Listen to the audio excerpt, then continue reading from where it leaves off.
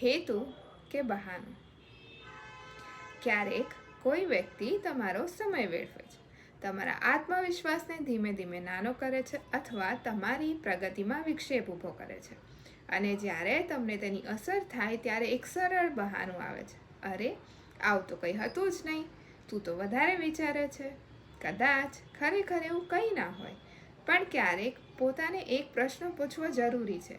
આ માત્ર બહાનું છે કે આ વર્તન પાછળ કોઈ હેતુ પણ છે? પરંતુ દરેક વાર શંકા કરીને તમારો સમય વધારે વેડફવાની જરૂર નથી, અને દરેક વખતે આંખો બંધ કરીને સ્વીકારવાની પણ જરૂર નથી. શાંત રહો, પોતાની જાતમાં સ્થિર રહો, અને આવું કેમ થયું, એનો હેતુ શું હશે, એ વિચારવામાં પોતાની ઉર્જા ના વેડવશો. પોતાને પૂછો, હું કેવી રીતે વધુ સ્થિર, વધુ શાંત અને મારી દિશા પર કેન્દ્રિત રહી શકું છું? કારણ કે કોઈના હેતુને સમજવામાં તમારો સમય વેડફાય એના કરતાં તમારા વિકાસમાં તમારા સમયનું રોકાણ કરો.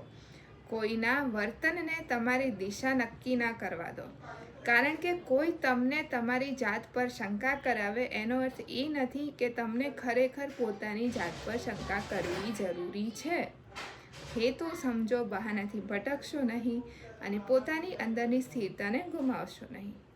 તમને શું લાગે છે, કોઈના વર્તનનો હેતુ સમજવામાં વધુ ઉર્જા રોકવી જોઈએ કે પોતાની સ્થિરતા અને પોતાના વિકાસમાં? તમારા વિચારો મને કમેન્ટમાં જરૂરથી જણાવશો.